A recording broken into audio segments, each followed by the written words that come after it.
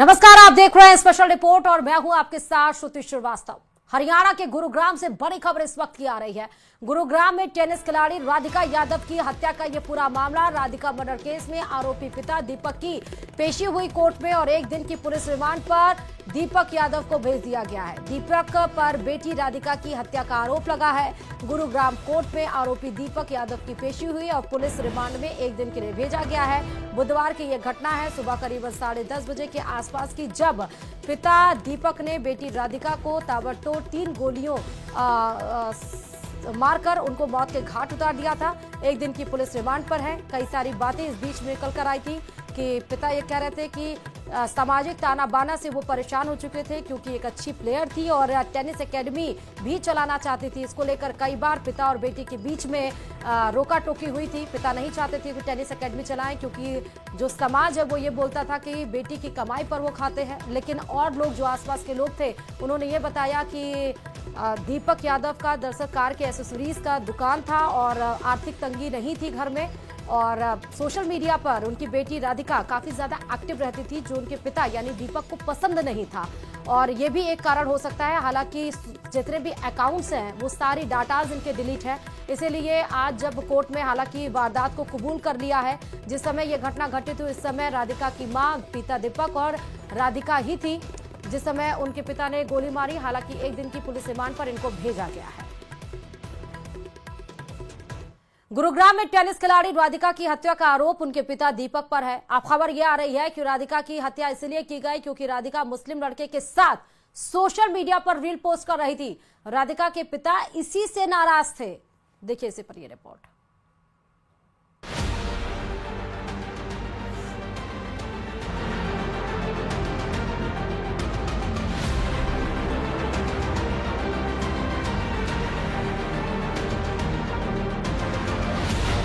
राधिका इनामुल ने रील बनाई, पिता ने गोली मार दी।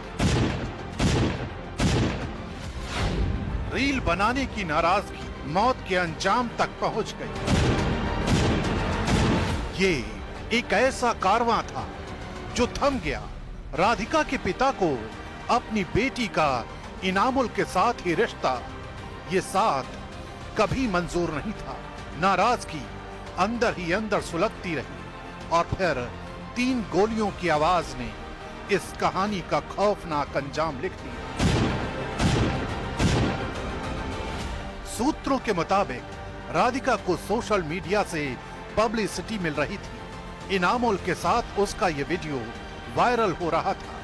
पिता दीपक को ये साथ लगातार नागवार गुजर रहा था। बात बर्दाश्त के बाहर हो चली थी। दावा तो ये भी किया जा रहा है कि लोग राधिका और इनामुल के इस रिश्ते को लेकर पिता दीपक से तरह तरह की बातें कह रहे थे। उन पर बातों का असर यह हुआ कि राधिका के पिता का गुस्सा धधकता रहा और फिर वो हुआ जिसकी कल्पना भी करना मुश्किल है। एक पिता ने अपनी बेटी को 3 गोलियां मारकर मौत की नींद सुला दिया।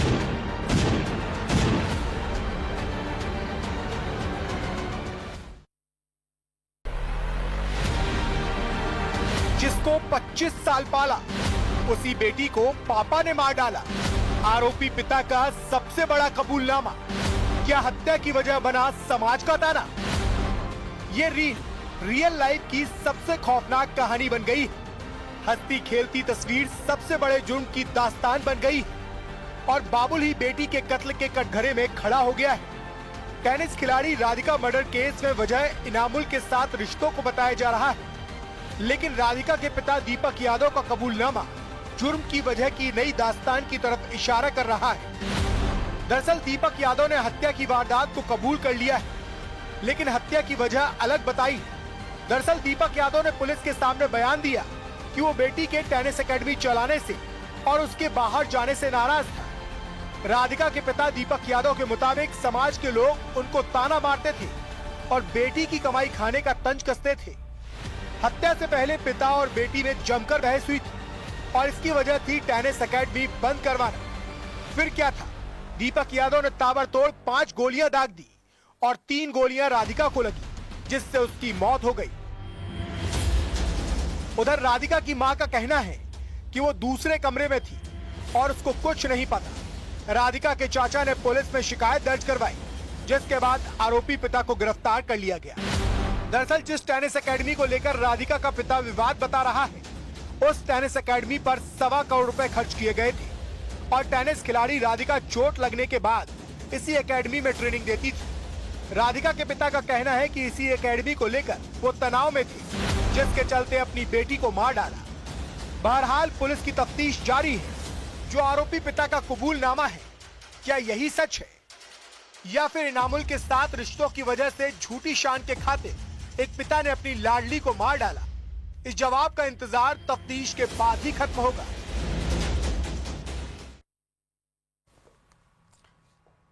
ईडी के सूत्रों के हवाले से बड़ी खबर इस वक्त की आ रही है। झांगुर बाबा और नीतू की कस्टडी लेने की कोशिश करेगी अब ईडी।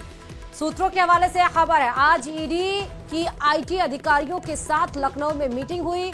ईडी ने बाबा के 10 साल के टैक्स रिटर्न की डिटेल मांगी है। बाबा की 40 संस्थाओं के बैंक अकाउंट की डिटेल मांगी गई है। झांगुर बाबा की प्रॉपर्टी डिटेल मिलने पर प्रॉपर्टी अटैच होगी और अब जानकारी ये मिल रही है सूत्रों के हवाले से, खबर के हवाले से, कि झांगुर बाबा और नीतू की कस्टडी अब ईडी लेने की कोशिश करेगी।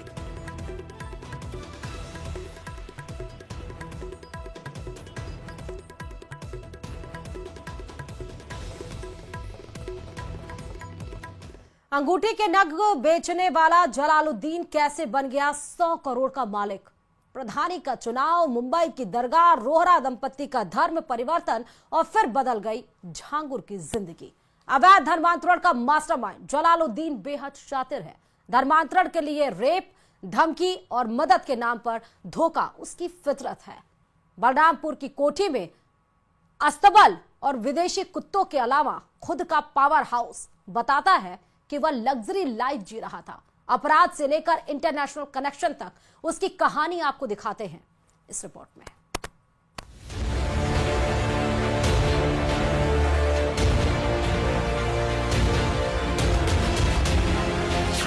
अवैध धर्मांतरण के साम्राज्य की पूरी कहानी, जलालुद्दीन उर्फ झांगुर बाबा का रहस्य लूट, भोला चेहरा, साजिश और धर्मांतरण का पूरा सच। बलरामपुर में अवैध धर्मांतरण के सरगना जलालुद्दीन उर्फ झांगुर बाबा की कई कहानियां सुर्खियों में। बेहद शातिर, चालबाज और धोखा देकर धर्मांतरण का मास्टरमाइंड है। औरैया जिले की रहने वाली एक युवती को हिंदू युवक रुद्र बनकर मुस्लिम मिराज ने फंसाया था।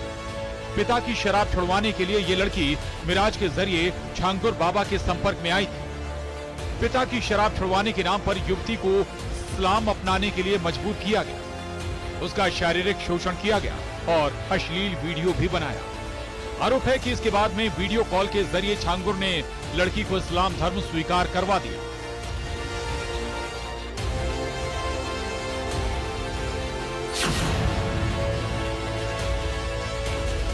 जलालुद्दीन शाह उर्फ झांगुर बाबा की कहानी पूरी तरह से